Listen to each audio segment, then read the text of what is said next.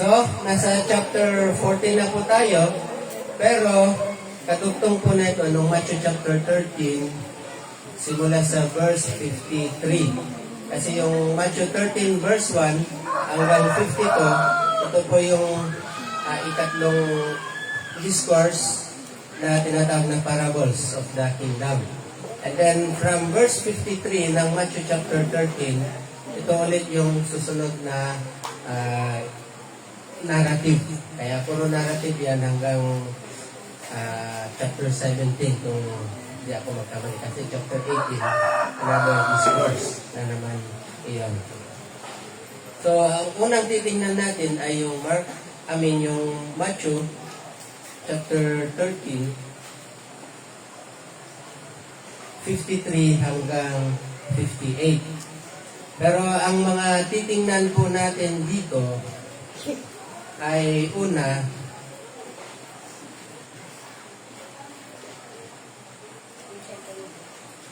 yung chapter 14 ay yung pagiging familiar mo sa ang ating Panginoong Yesus kasi umuwi sa kanila sa Nazareth. Doon siya lumaki, kumbaga, yun yung kanyang hometown.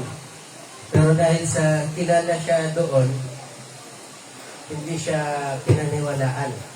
Dahil sa pagiging so familiar sila sa ating Panginoon Jesus. When you say so familiar, ibig sabihin kilala siya magmula nung bata siya hanggang naging 30 years old. Nung umalis sila from Nazareth, pumunta sa Capernaum. 30 years old na po siya noon. So, ibig sabihin, 3 dekada rin siyang nanirahan sa Nazareth. Okay, and then itong Matthew 13, 53 hanggang 58, Matthew 14, verse 1 hanggang verse 12 naman, babalikan yung kwento kung paano namatay si John the Baptist. At ito ay bunga dun sa conscience ni Herodes, ni Herod Antipas. Papaliwanag ko yun mamaya. Dahil yung katanyagan ng ating Panginoon Jesus ay lumalawak na siya at hindi ito lingid kay Herodes kasi siya yung hari dun sa part na yan. Okay? Siya yung tetrarch. Papaliwanag ko rin kung ano yung tetrarch mamaya dun sa lugar na ito. So, narinig ito ni Herodes, pero ang nasa isipan niya, ito yung ipinapatay ko, ito yung pinubugutan ko ng ulo, si John the Baptist, na buhay ulit. Okay? So, yun yung mga titingnan natin. Ano bang lesson yung makikita natin sa mga bagay na ito? Ano ba yung kaugnayan nila sa ating panahon ngayon, sa ating bilang mga Kristiyano ngayon? Hindi tayo manalangin. Lord, maraming salamat po sa pagkakataon ito na muli ay aming pag-aaralan ang iyong mga salita.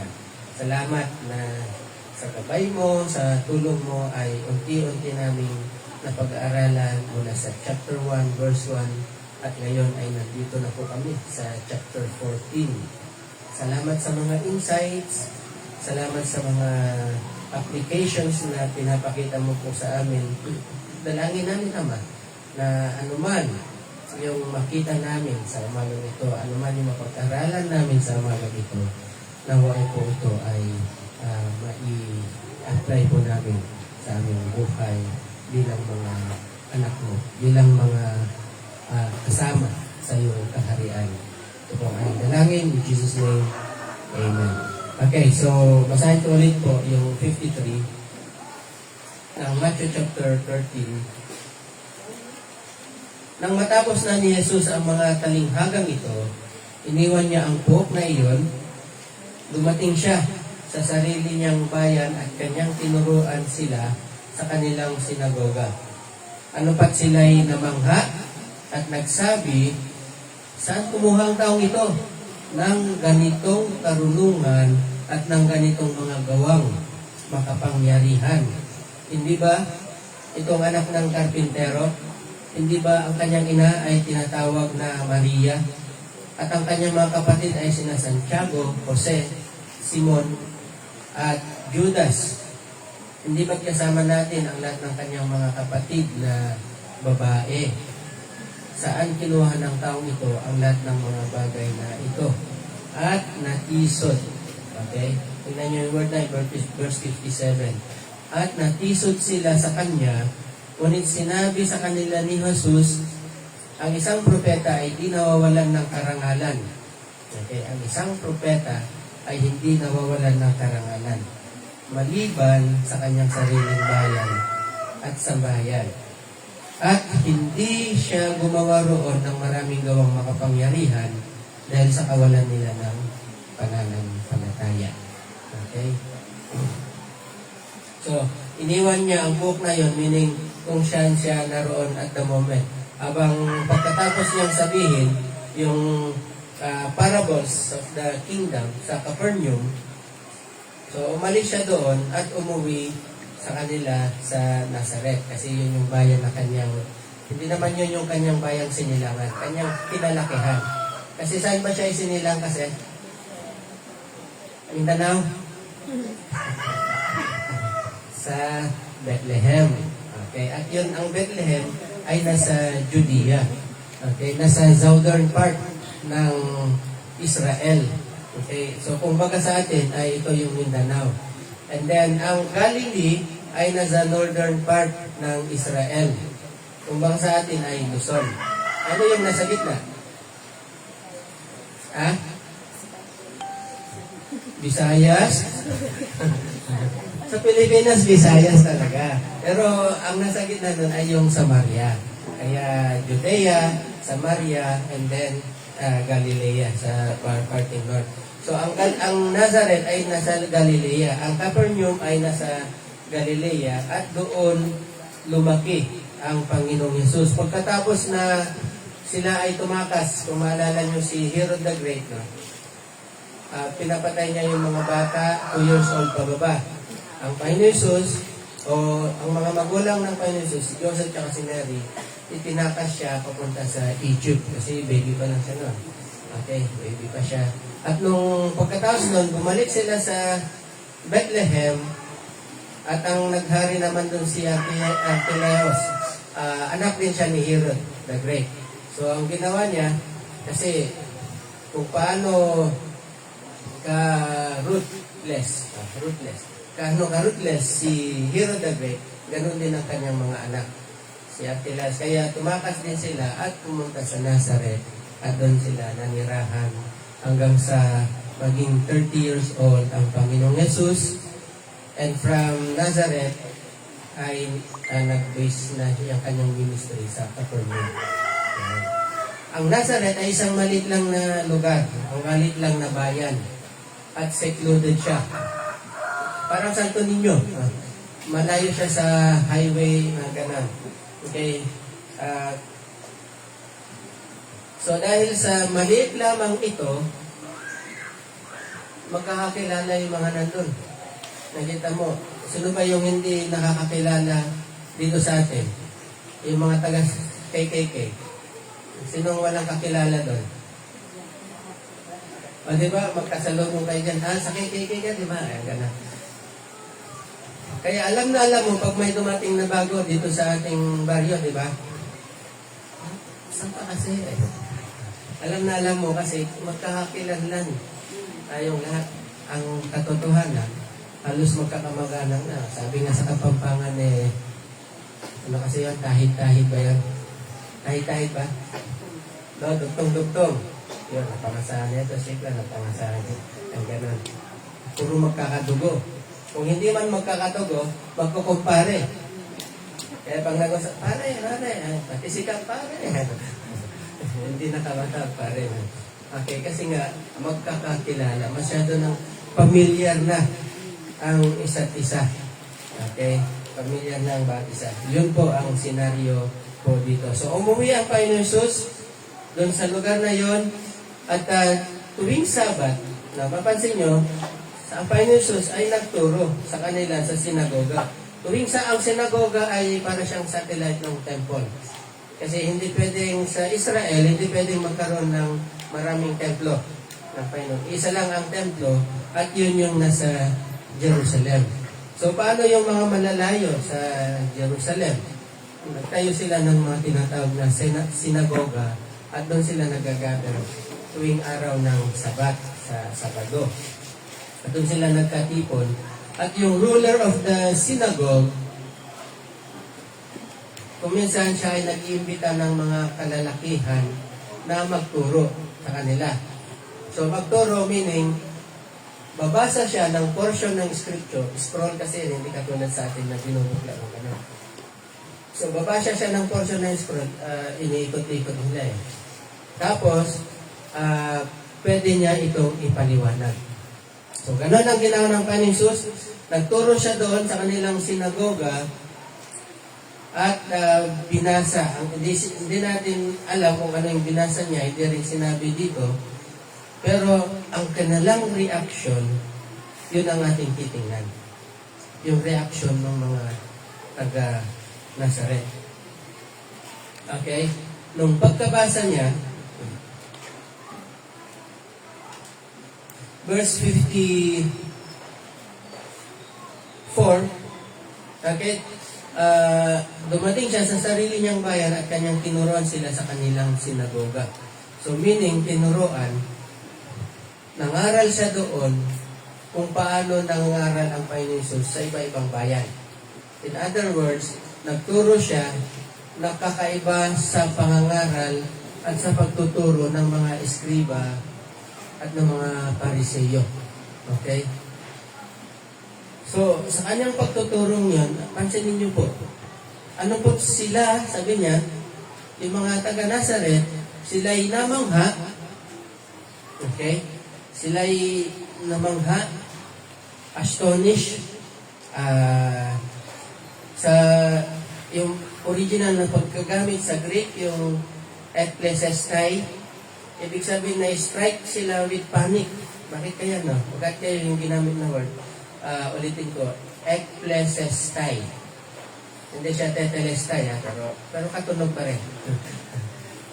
Ekklesestai, ibig sabihin na strike sila with panic. Kumbaga sa atin, na-shock. Na-shock sila sa itinuro ng ating Panginoon Jesus. Na-shock sila at the same time na-amaze. Yan. Bakit? Kasi kilala nila ang Panginoon Jesus. Anong ibig sabihin kilala? Kilala ko to. Siya yung naglalaro-laro lang dito, yung minsan pinagsasabi na, umalis ka niya, maingay kayo. Yung ganun. Di ba siya yun? Di ba siya yung elementary, nag-aaral sa elementary na minsan pumapasok, late pa nga eh. Di ba? Mula pagkabata hanggang nang lumaki, kilala pa nga nila kung anong trabaho niya. Anong trabaho niya? Ha? Anong trabaho niya? Nakalimutan niya na? Karpintero, oo. Karpintero siya, karpintero ng kadalasan na yung mga bato, tinatabas nila yung mga bato. At pwede rin yung kahoy. Pero pag sinabi mong karpintero noon, mga nagtatabas ng mga bato yung ginagamit nilang materyales sa pagtatayo ng bahay. Hindi katulad sa atin, pag sinabi mong karpentero, sa kahoy yan. Pag sinabi mong mason,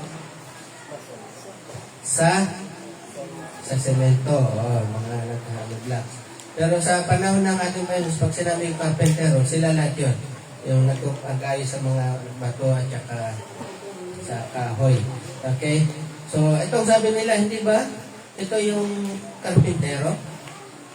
Hindi ba ang kanyang ina ay tinatawag na Maria? Ang kanyang mga kapatid ay sina Santiago, si Jose, si Simon, at saka si Judas. Dalawa dito ang sumulat ng epistle. Sino yun? Si James at saka si Jude. Mga kapatid ng ating Panginoon Jesus doon. Yan. Hindi ba't kasama natin? 56. Ang kanyang mga kapatid na babae. Ano ibig sabihin kasama? Ibig sabihin na pangasawa ng kanilang mga anak o na pangasawa nila yung kapatid na babae ng ating Panginoon Jesus. Kaya kasama natin sa nila. So, naging bahagi na ng kanilang pamilya. Okay? So, ang sabi nila, saan kaya kinuha ng taong ito ang lahat ng bagay na ito? Ano ba yung lahat ng bagay na tinutukoy dyan? Of course, naririnig-rinig nila ang ginawa, mga bagay na ginawa ng ating Panginoon Jesus. Kala natin si Herodes lang nakarinig, pati sila. Kasi nasa Galilea at Perea ang ating Panginoon Jesus, doon siya nag-minister. So narinig din nila yung lumakad siya sa tubig, narinig nila yung nagpagaling siya ng may ketong, yung merong ano kasi ito, yung paralyzed, nakalakad. Kaya sabi nila, saan kaya nagmula? Saan galing? Yung kanilang curiosity na ito, hindi ba dapat nagbigay sa kanila ng desire para mas lalo pang kilalanin ang Panginoon Jesus? Kaso lang, para sa kanila kasi, curiosity kills the cat. So sa kanyang pagiging curious, doon siya na-disgrasya. Tuloy na taga. Okay? So, supposedly, ang gusto ko ipakita sana, yung kanilang curiosity, yung kanilang, yung nakita nila, yung mga narinig nila, at nakita nila na mga ginagawa at tinuturo ng Panginoon Jesus, hindi ba dapat naging curious sila at nag-inquire pa more? Diba? Lumapit pa sila at nagtanong na, oh, Jesus, sabi ka nga dito, ano bang nangyari? Diba ganun yung ginagawa natin pag may dumarating na, halimbawa, wala dito ng maraming taon, 10 years, and then biglang umuwi, galing sa Saudi. Diba lumalapit din tayo? Kumusta natin? Oh, Mare, kumusta? Ipasalubong ko. Hindi pala yan, hindi. Kumusta ang buhay? Yung gano'n, di ba? Kumusta ang buhay? Kumusta ganito? Diba? Para kang lalong gumaganda, yung mga gano'n ba? Di ba? Siyempre, para dumaming pasalubong. Pag sinabi mo, ano nangyari ba? Pumayat ka. Wala kang pasalubong. Okay? Nakukuha niyo yung point? So, dapat yung ganong curiosity, mas lalo sila dapat nag-inquire sa ating Panginoon Jesus. Pero hindi. Mas nangingibabaw yung familiarity kanila. Mas nangibabaw ng yung, ay, kilala ko pa yun. Si Jesus, kilala ko yan. Siya yung nanay ni, siya yung anak ni Mary, diba? Si Joseph, diba, karpentero, tapos naging karpentero siya. Parang naging common na lang sa kanila ang Panginoon Jesus dahil sa ngayon, naging very familiar sa kanilang Panginoon Jesus. Kabaliktaran ang nangyari. Instead na nag-inquire sila at alamin pa more ang patungkol kay Jesus, bakit niya nagagawa ang mga bagay na ito, bakit nangyari ito sa kanya, hindi.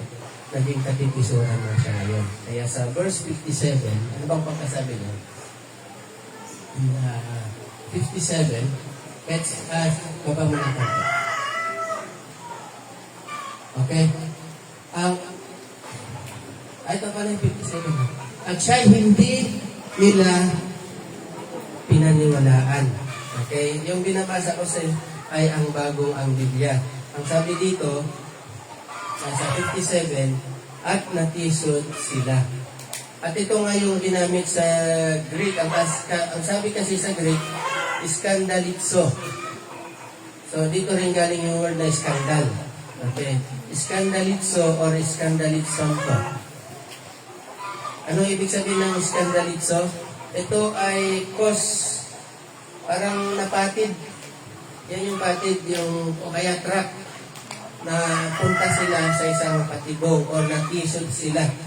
Stumbling block.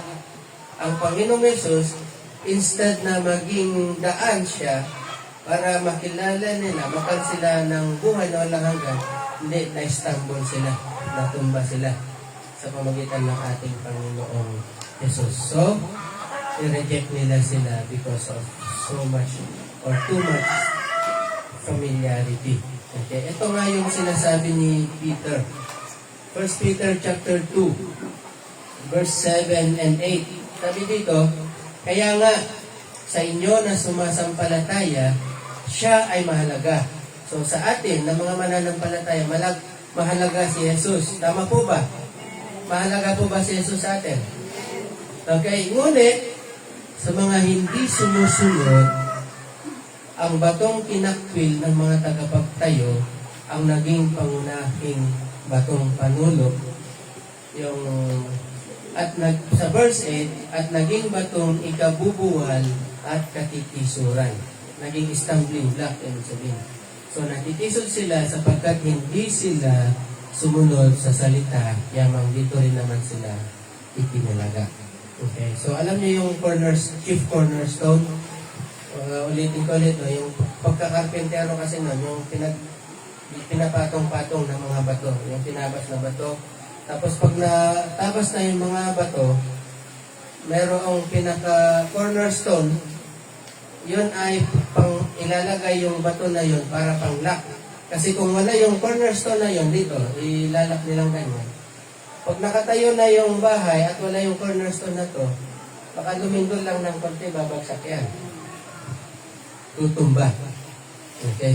So ngayon, kung nandun yung cornerstone, ipapasok nila yon, yun ang magpapatibay sa gusali, sa building. At yung cornerstone na yon, na siyang magpapatibay, sana, dapat, naging stumbling block sa kanila, natisod sila. At dahil natisod sila, hindi sila naniwala, hindi sila nanampalataya. At dahil hindi sila nanampalataya, anong mangyari? Yun talaga yung walang himala. Hindi gumawa ng himala, hindi gumawa ng kababalaghan ang Panginoon Jesus sa kalagitnaan nila. Okay? Binanggit din ito sa Psalm 118, yung batong katitisuran mo. Yung cornerstone, Psalm 118 verse 22, ang batong itinakwil ng mga tagapagtayo ng bahay ang siyang naging batong panulukan. Okay, siyang naging chief cornerstone sa English.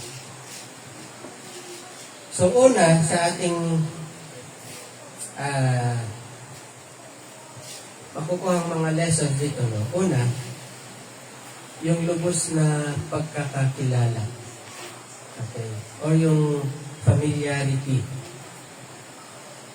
Yun bang lubhang familiar ka or kilala mo na ang isang tao ay nagiging ganito para hindi makita ang mga pagbabago sa kanya dahil sa lubos na pagkakilala mo sa kanya. Ang magiging bunga nito ay kawalan ng paninalig o paniniwala.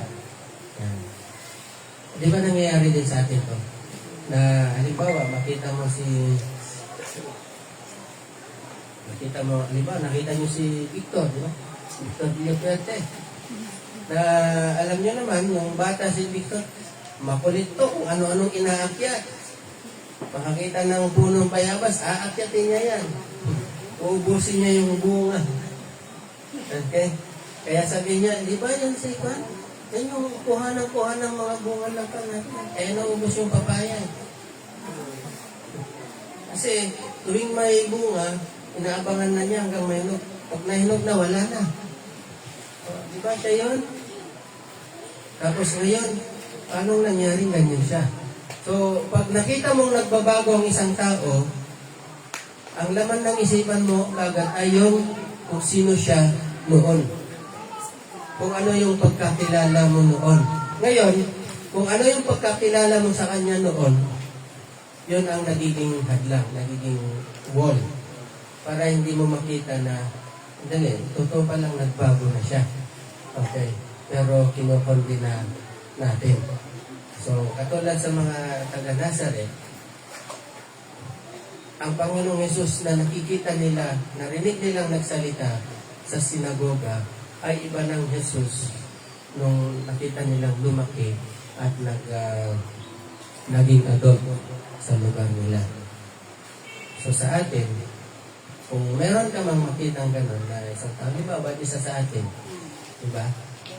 Nakita nila ngayon, makita nila, ay, sige kaya, ay, oo, yung medyo mariting, tapos nagaldal, tapos diba? Ano natin na siya? Medyo nga, diba? O kasi nga, ang iniisip natin ay yung kung sino dati, yung taong yun. Pero ba't di natin tingnan kung ano siya ngayon? Kasi, kung ano siya ngayon, mapapasama ka. Kung ano yung ini-enjoy na ngayon na pribilehyo, kung ano yung naranasan niya na buhay na walang hanggan, mararanasan mo rin. Kung bibigyan mo siya ng chance, ipaliwanag na lumapit ka sa kanya, anong nangyari sa iyo? Bakit ka ganito ka na ngayon? Dati ganito ka, di ba? So, sa aking case, at least pag umakyat ako sa Baguio, wala naman silang nasasabi. The last time na umakyat ako, nambit ko yung ibang mga kaklase ko, wala man sila sinabi na, oh, ikaw, dito ha, ang kulit-kulit mo yun, yung pag maglilinis yun, tumatakas ka, yung tinatago yung dustpans ng high school, di ba? Alam mo yung mga kalokohan ng high school? Wala yun, hindi na sinabi yun. Papasalamat sila, nagpo-congratulate na, oy, salamat sa Panginoon kasi ganito ka na ngayon, parang gano'n. Okay, at least, wala man nagsasabi na, kahit sa aming pamilya, wala naman nagsasabi na, ba't ka naging ganyan? Okay. Anyway, that's one lesson. Okay. That's one lesson na makikita natin. At pwedeng i-apply yan sa inyong buhay. Kasi, at pwede rin mangyari sa inyo. Balang araw na makita nila yung pagbabago sa iyo, anong nangyari? Gamitin mong daan yun para ibahagi ang ebanghelyo sa kanila. Gamitin mong daan yun. Ang pangalawang gusto kong pakita dito is, ang Panginoong Yesus, ang mga taga-Nazaret, naging very familiar ang Panginoong Yesus sa kanila. Hindi sila nakaranas ng pagbabago, hindi sila nakaranas ng himala, kundi ang naging bottom line yan ay hindi sila naniwala. Meron ding familiarization na nangyayari sa atin dito sa loob ng church, sa ating mga Kristiyano. Ay, sabi niya, si Pastor, siya na naman yung nakikita ko nagtuturo. Palaging siya na lang. Ang gusto mo, ikaw naman.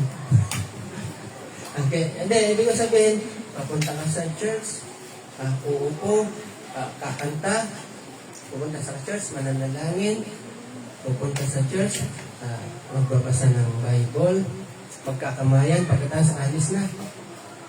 Diba? Di ba ganun yung routine natin every week, every Sunday? Mapansin nyo, pag palaging ganun, hindi ba kayo nakakaranas ng ganun na naman ang gagawin ko. Huwag mo na magsimba ngayon, alam ko na mangyayari. Di ba? Wala bang nakakaranas ng ganoon? Salamat kung wala, pero kung meron, kung napapansin mo yung sarili mo ganoon, alam mo na ang mangyayari kung pinagpatuloy mo yan. Ano yun? Anong mangyayari? Katulad nung nangyari sa mga taga-Nazaret. Sila ay natisod. Sila ay hindi nagtiwala, hindi sila hindi nanampalataya, walang nangyaring himala sa kanilang kalagayan. So ngayon, kung sa atin, nangyari na ito, parang naging routine na lang, ang tawag nga natin yan na hindi lang sa pagiging pamilya, kundi na-boring na. Ano ba naman yan? Pupunta lang tayo, nakakabawag na yan na. Diba? Pero, ganun pa man, kung ganun man yung pakiramdam, dapat i-takwil natin yan, o i-santabit natin. Dahil iyon ay isang uri ng pandaraya ng kaaway. Isang uri ng paghadlang para ikaw ay hindi lumago, kundi ikaw ay lumayo. Ulitin ko para ikaw ay hindi lumago, kundi ikaw ay lumayo sa pananampalataya. So, ang resulta ng familiarity ay yung pagtanggi, rejection. Okay? Na tinanggi nila, nireject nila ang Panginoong Yesus. So, ito yung bunga ng sobrang pagiging familiar natin sa Panginoong Yesus at yung pagiging familiar natin sa mga activities sa loob ng church. Bible na naman, nabasa ko na yun from Genesis to Revelation. Diba? Oh, hindi lang naman Genesis at Revelation yung Bible, meron pang Exodus, meron pang Leviticus, Numbers, Deuteronomy, Leviticus, Genesis, Revelation na yun. Nabasa. Okay? So, basahin din natin yung mga yon. And then, pansinin nyo yung flow So, yung familiarity, nag-cause sa kanila ng rejection, tinanggihan nilang Panginoon, natisod sila, at dahil natisod sila, ito'y bunga ng kawalan. Nawalan sila ng pananalig o hindi sila nanampalataya.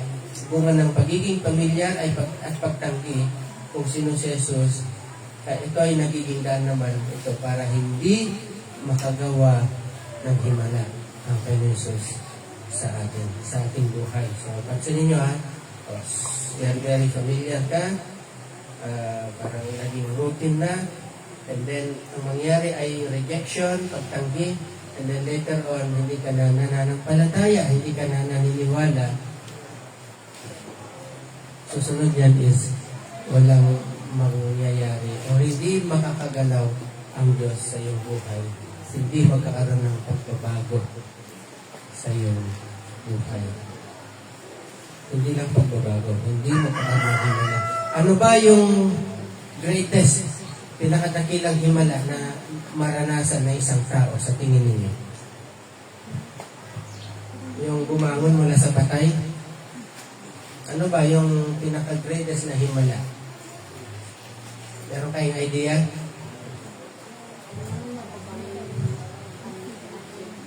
Ano? Sirit? Yung mabago ang buhay mo. Yung mabago ang buhay ng isang tao, yun ay isang himala. Dahil sa ating panahon ngayon, ang hirap na magbago ang isang tao. Bakit? Sa dami ng mga distractions natin ngayon, katulad sinabi ni Sandrina kanina, di ba? Sa dami ng distractions ngayon, ang isipan mo doon na nakatuon eh. So, very slim. Ano ba yun? Masyado nang maliit yung chance ng isang tao ay yung concentration niya ay sa Panginoon. Yun na nga, kaya nga masasabi natin na ito ay isang himala kung ang isang tao ay ginawa niyang priority ang Diyos sa kanyang buhay. Ginawa niyang priority ang salita ng Diyos sa kanyang buhay. So, unang gagawin natin is kailangan nating magbantay laban sa pagiging sobrang familiar. Okay? Sa mga bagay na spiritual, katulad ng pagbabasa ng scripture. Scripture reading nyo. Supposedly, kayo na yung nagyayaya sa scripture reading, di ba? Halimbawa sa school. Nakapasok ka sa school, dapat ikaw na yung nagyaya. Baka gusto mong sumali sa scripture na reading namin. Online naman yun di ba? Hindi, ikaw pa rin yung niyayaya hanggang ngayon Tara, halika mag-scripture reading tayo. Hindi ba nyo nakikita yan sa inyong sarili? Dapat ikaw na yung nagyayaya. Pero ngayon, hanggang ngayon, ikaw pa rin yung niyayaya. So, dapat bantayan natin yung bagay niya. Bakit? Kasi nga, palagi nang ginagawa. Imagine mo, scripture reading kayo. Monday, may scripture reading. Ano pa? Wednesday? Wednesday. Tapos, Friday. Dati ang alam ko, Monday hanggang Friday. So, nagiging too familiar na sa kaya sometimes alam ko na yan. Mga ganun. Nawawala. Okay? So, bantayan natin ang ating sarili sa bagay na yun. Now, sa mga naglilingkod naman, sa bawat isa sa atin na naglilingkod, paghandaan natin at asahan na makakaranas din tayo ng rejection. Okay? In other words, asahan mo na sometimes ay ipapahiya ka rin. Huwag kang magtaka pag, pinahiya ako nito. Lumalulungkot ka na. Hindi po. Ang Panginoong Hesus nga, doon sa mismong bayan nila, nireject siya. Okay? Tinanggihan siya. Pero asahan mo na tatanggihan ka rin. Huwag kang matakot. At huwag kang hihinto. kundi asahan mo na yun. At sometimes, okay, kailangan nating, hindi lang sometimes, no. Kailangan din naman natin, sa kabaliktaran naman nito, sa reverse naman nito, kung yung iba, nire-reject nila ang mga lingkod ng Diyos, tayo naman dapat igalang natin o irespeto ang sino man na ang mga lingkod ng Diyos na nagtuturo ng mabuting balita. Okay, nandun yung paggalang. Kahit na kapatid mo siya, kahit nanay mo siya, kahit kumpare mo siya, okay? Siyempre, magkaibigan pa rin kayo, magkumpare pa rin kayo, pero iba na yung respect na makukuha niya, hindi katulad noon na barka-barkada. Tama po ba? Yan. Now, punta tayo sa chapter 14 na ng Matthew. May oras pa naman siguro.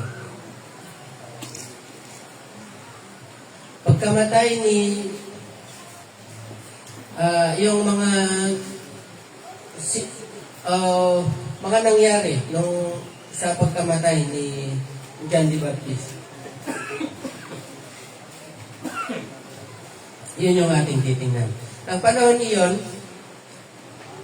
ay narinig ng tetrarkang si Herodes ang balita tungkol kay Jesus. So, noong mga panahon na nangangaral ang Panginoon Jesus, noong mga panahon na gumagawa siya ng mga himala, ang lahat ng ito ay nakakarating kay Haring Herodes.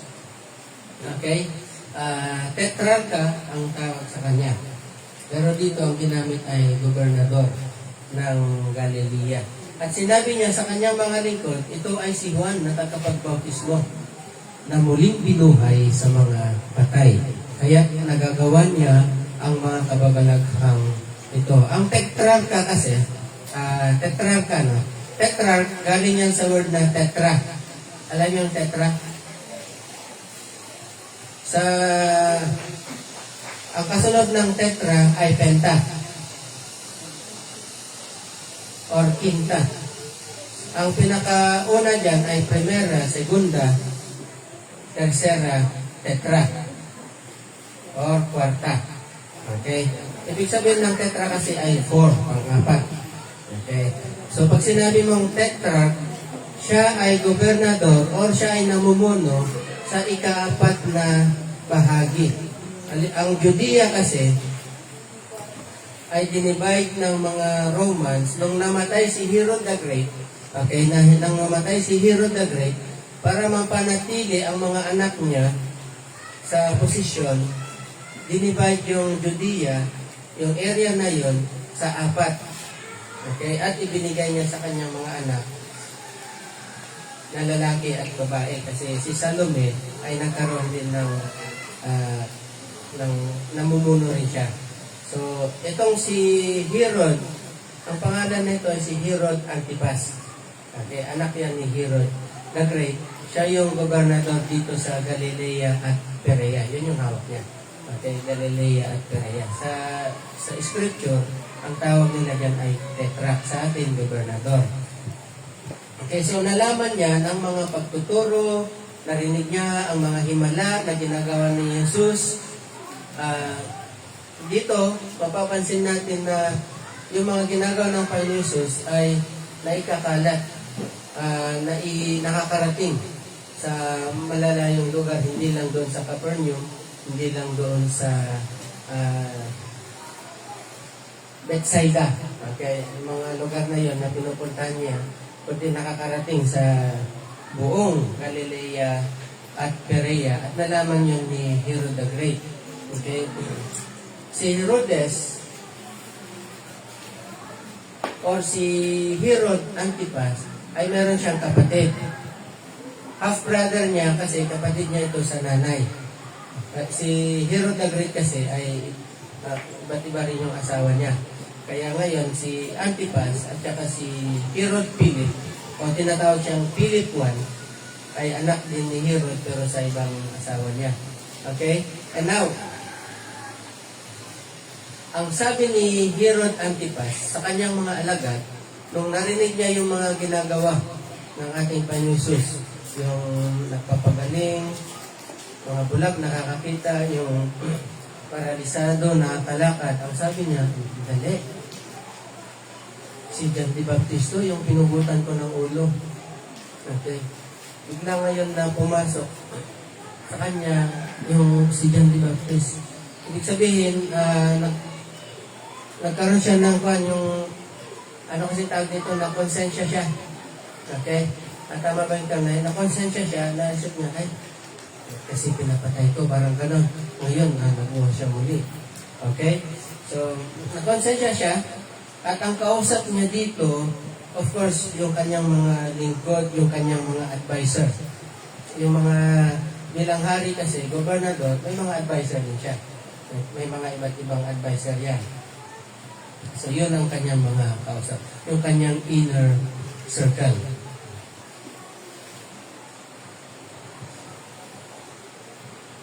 Sabi ni John, muli siyang binuhay sa mga patay, kaya nagagawa niya ang mga kababalaghang ito. So dito, makikita natin na si Herodes, naririnig nga niya ang patungkol kay Jesus. Ang katotohanan, kung gobernador ka, kung pinuno siya doon, actually sinusubaybayan niya ang Panginoong Yesus. Bakit? Sa libo-libo ba namang tao na pumupunta sa Kanya, dapat subaybayan niya yun. Bakit? Sa tingin niyo? Magiging kalaban niya sa politika yun. Okay? So, sinusubaybayan ni Herod Antipas ang Panginoong Yesus, pero iba yung pagkakilala niya sa Kanya. Anong pagkakilala niya sa ating Panginoong Yesus? Siya daw ay si John the Baptist na nabuhay muli. Okay? Tayo ba? Tanong, si Herod Antipas, yun. Ang pagkakilala niya kay Jesus ay si John the Baptist na nabuhay muli. Ang tanong, tayo ba? Ikaw ba? Ano ba ang pagkakilala mo kay Jesus? Siya ba ay dakilang guro? Siya ba ay propeta lamang? Siya ba ay tao lamang? Bibigyan pa natin ng pansin ang bagay na ito. Bibitinin ito muna kayo. Pero kayo muna sumagot sa inyong sarili. Kasi sa Matthew chapter 16, pagdating natin sa Matthew chapter 16, tatanungin din niya ang bagay na ito sa kanyang mga alagad. At dito, sikat na sikat si Peter. Bakit? Sumagot kasi si Peter. Anong sabi na Peter? Panginoon, ikaw ang Mesias, ang anak ng the Son of the Most High God. Okay.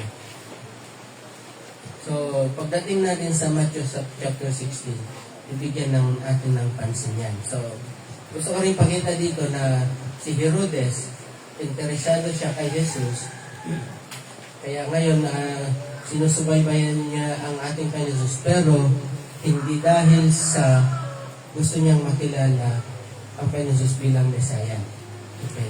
Kundi dahil pwedeng sa dami namang sumusunod sa ating Panginoon Jesus, pwedeng maging banta sa kanyang liderato, sa kanyang leadership. Baka pagdating na election, matalo siya at manalo siya. Kasi maraming follower, crowds of people, multitudes ang sumusunod sa kanya. Which means na merong takot sa puso ni Herod. Kanina, ang nakita natin yung kanyang conscience. Diba? Inatake siya ng conscience niya. Nung narinig niya ang mga bagay patungkol sa Jesus, ay nakonsensya siya sa pinapatay niya si John the Baptist. Ngayon, nagkaroon naman ng takot. Takot, hindi takot sa Diyos, kundi takot na baka mawala siya sa kanyang posisyon o sa kanyang pwesto. So, paano nga ba namatay si John the Baptist? Sino bang nakakala? Paano ba siya namatay? Nung nagbabautismo siya sa Jordan River, biglang lumakas yung agos ng tubig. Nagkaroon ng flash flood. So, naanod silang lahat. Hindi siya marunong lumangoy, nalulod. Hindi po yan. Buti na lang, umiiling kayo eh. Huwag ganun. Hindi yun, Pastor. Hindi yun. Nag-invento ka. Okay, tingnan natin. Verse 3, sapagkat dinakip ni Herodes si Juan, ginapos niya ito, inilagay sa bilangguan dahil kay Herodias. Okay, sino naman si Herodias? Si Herodias ay asawa ng kanyang kapatid na si Felipe. So, kapatid ni Herod Antipas na si Philip I. So, ang kanyang kumpana ay Philip I. Or Herod Philip I. Siya ay si Herod Antipas. Ito naman si Herod Philip I. Or Herod Philip the First. Sa atin, the first. Si Herodias ay asawang legal ni Philip. Okay? Ngayon, sabi ni John the Baptist, verse 4, sapagkat sinabi ni Juan sa kanya, hindi ipinahintulot sa iyo na ang kinin mo siya. Okay? Hindi ipinahintulot ng batas na ang kinin mo siya.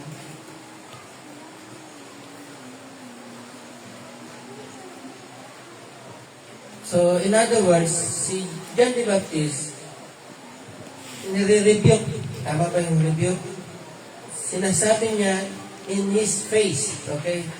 Sa harap ni Herod Antipas at saka ni Herodias, sinasabi niya, hindi mo dapat inaasawa yung Herodias kasi buhay pa si Philip the First.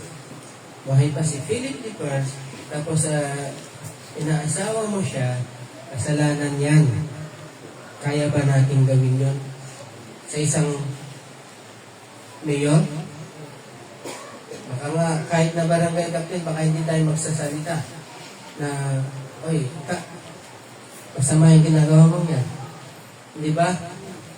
Baka hindi natin magawa. Sa panahon dito, sa panahon nila dito, pag nagsalita ka ng hindi maganda sa hari, alam mo na, ang utos ng hari hindi nababali. At sa Proverbs, sinabi nga, life and death is in the power of the tongue. Tongue nino. Tongue nung hari. Kasi pag sinabi ng hari, pugutan nyo ng ulo yan, pupugutan talaga ng ulo yan.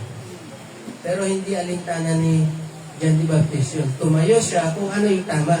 Tumayo siya kung ano yung totoo at sinabi niya hindi mo dapat ginagawin. Nagkaroon ng kaaway si John the Baptist. Ikinulong siya ni Herod Antipas and at the same time, si Herodias naman nagtanim ng galit. Well, Pastor, saan yun mababasa? Wala man dito.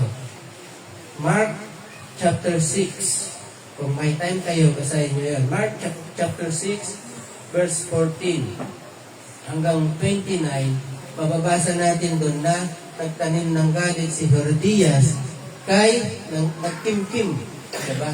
Nagkimkim ng galit si Herodias kay John the Baptist na nagplano siya o nagbalak siya na ipapatay si John the Baptist. Kaso lang, hindi niya magawa kasi ayaw ni Herod Antipas. Bakit ayaw ni Herod Antipas? Dahil para kay Herod Antipas, kahit gusto na siyang patayin, pero propeta kasi ang tingin ng mga tao kay John the Baptist. So kung pinatay ni Herod Antipas si John the Baptist, magkakaproblema siya sa mga Hudyo. Okay, magkakaproblema siya. At matatanggal din siya sa kanyang pwesto. Kung pansinin nyo, ang minimaintain na lang ni Herod Antipas yung kanyang posisyon bilang hari. Kaya meron siyang fear sa tao, meron siyang fear na mawala yung kanyang posisyon sa kanya. Parang nabubuhay na lang siya sa fear. Yan. Okay? Pero immoral naman yung kanyang buhay. Hindi siya natatakot. Meron siyang fear sa tao at sa mawala sa posisyon, pero meron na iwala siya. The fear of God. Wala siyang takot sa Diyos kasi namumuhay siya ng immoral. Okay? Now, nag-birthday si Herod, para shortcutin na natin ito. Nag-birthday si Herod at naghanda. Sa kanyang paghanda, inimbitahan niya mga opisyal niya. Inimbitahan niya ang mga malalapit, matataas na posisyon sa kanyang kaharian, pati yung mga tinatawag na mga kilala sa lipunan. Yung may mga pangalan sa lipunan, siya yung mga naging bisita niya. At ngayon, sa handaan na yon, nagkaroon ng special number, syempre. May mga entertainment. Nag-special number si Salome. Sino si Salome? Yun yung pangalan ng anak. Yun yung pangalan ng anak ni Herodias kay Philip I. At ang pangalan niya Salome. Sumayaw siya sa harapan, nag-TikTok siya. Alam niyo yung sayaw? Ito ay isang sensual na sayaw. Alam niyo ibig sabihin ng sensual na sayaw? Sumayaw siya na may enticement, may mga body language, yung parang may pagganong-ganon. Okay? Yung, alam niyo yung TikTok na nag-i-invite, inviting na sayaw, pati yung damit, very revealing din. Kaya nga palaging sinasabi niyo, pantayan niyo yung mga sinasayaw niyo sa TikTok. Tingnan niyo yung mga galaw ng kamay, mga body languages yung tawag yan, na nagpapakita ng sensuality. Okay. At ano ba yung Tagalog yung sensuality? Parang pangit sa Tagalog. O basta yung nang-aakit. Nang-aakit. So naakit ngayon itong si Herod Antipas. Maganda ba yun? Unang-una, kung anak siya ni Philip I, pamangkin niya yun. Ngayon, inasawa niya yung anak niya. Tapos anak pa ni Herodias, gusto na naman niyang angkinin. So, imaginin mo anong klaseng immoralidad meron itong si Herod Antipas. Ngayon, dahil naakit siya, wala siyang magawa, kundi ang galing mo naman. Halika dito. Kahit kalahati ng aking kaharian, bibigay ko sa iyo. Di ba? Meron ba dito yan? Wala dito sa Matthew, pero sa Mark chapter 6, sinabi niya, kahit kalahati ng aking kaharian, bibigay sa iyo. Ilingin mo anong gusto mo. Wow. Diyan ngayon na-trap si Herod. Diyan na-trap. Bakit? Si Salome, pinunta niya yung nanay niya. Nay, anong hilingin ko? Alam natin si Herodias, may kim-kim, tama? May tinatagong galit. Sabi niya, padala mo dito yung ulo ni John the Baptist. Para matispatsan na natin yung propetang yan. Padala dito ang ulo. Sinabi ngayon ni Salome kay Herod Antipas, bagaman nalungkot si Herod Antipas, hindi niya pwedeng tanggihan yung binitiwan niyang salita. Bakit?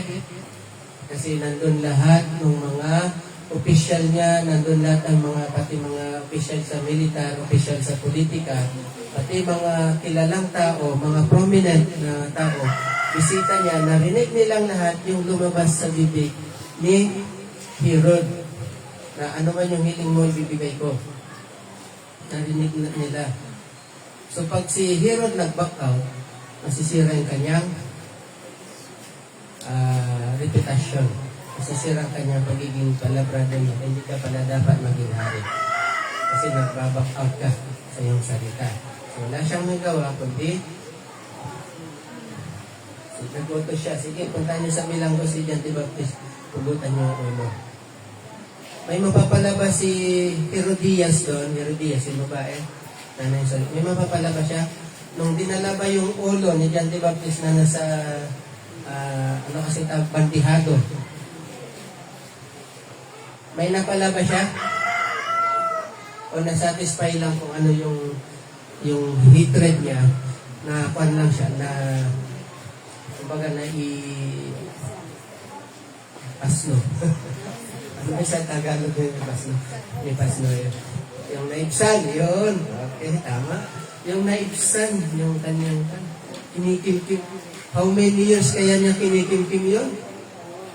How many years? So, ang ating lesson, una, think before you click. Kasi hindi na tayo masyadong nagsasalita ngayon. Nag-chat-chat na lang tayo. I-Facebook kita. Sige, i-Facebook mo kita. Yan. Ay, tawa-tawa siya.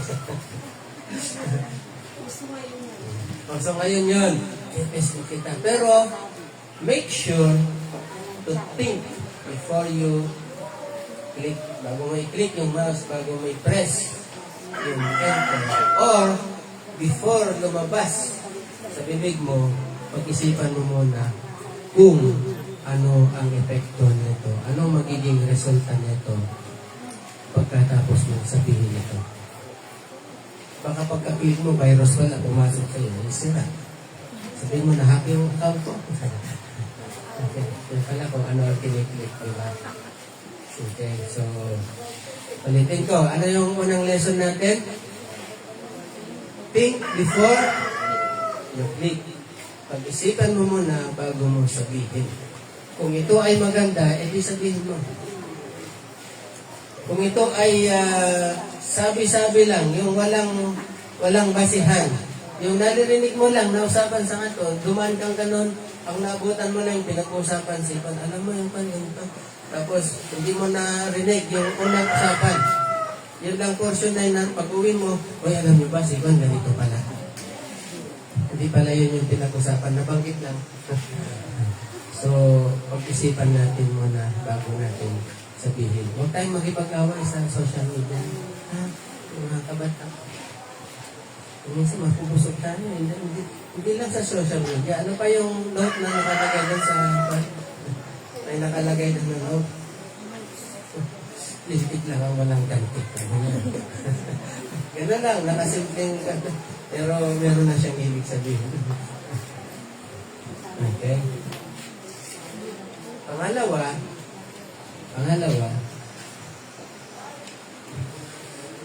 huwag tayong magkim-kim.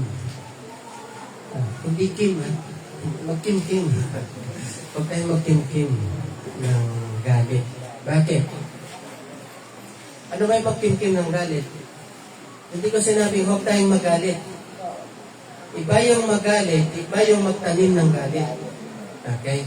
Pag magalit ka, siguro dahil alam mo naman, mainit yung panahon, minsan na init din yung ulo, diba? Pero iba yung pagkatanim ng galit.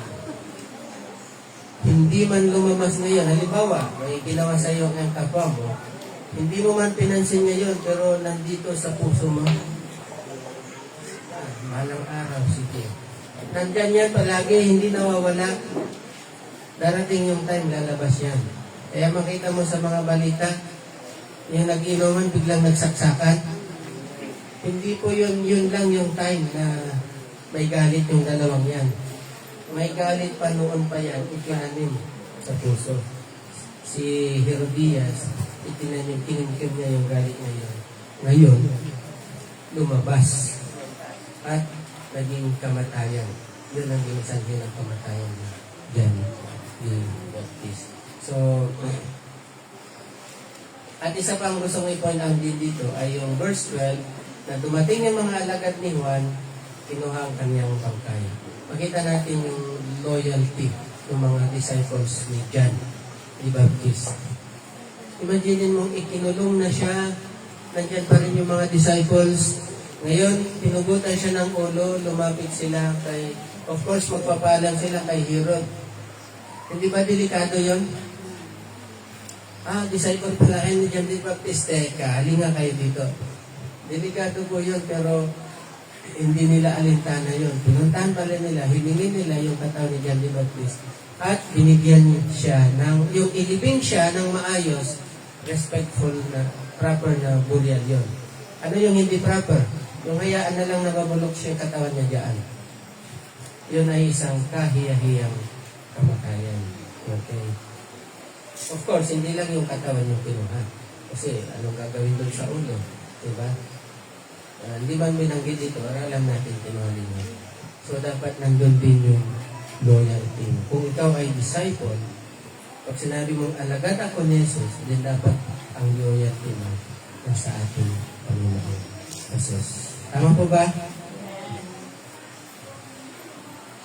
So, meaning, una is ipaglaban natin ang katotohanan kahit na alam natin na sometimes alam natin na hindi ito tatanggapin ng lahat ng tao. Yung sabihin mong katotohanan, hindi man tatanggapin ng lahat ng tao yan. Especially yung mga ayaw magbago, ayaw nilang taklikuran yung kanilang ginagawa hindi maganda. Hindi nila tatanggapin yan, ipapahiya ka. Pero still, ipaglaban mo pa rin, ipangaral mo pa rin. And then, gumawa tayo palagi ng tama sa ating kapwa. Bakit? Para hindi tayo walang araw usipin ng ating konsensya. Sabihin mo, hindi ako makatulog. Bakit? Hindi ko nga rin alam eh. Pero may iniisip ka pala. Hindi mo lang masabi sa amin. May ginawa ka pala na hindi maganda. So, yun na nga. Na-mention ko na ito kanina. Bago magbigay ng salita, pag-isipan muna natin ito ng maraming beses upang hindi tayo napasuko. Okay? And then, huwag tayo magtanim ng galit. Kailangan. Ang sabi ng Panginoon Jesus, huwag niyong palubugan ng araw ang galit niya. Okay? Ibig sabihin, i-release mo na agad. Humingi ka na agad ng tawad. Sige tayo tumayo tayo manalangin. Sino yung mga nag-birthday ng June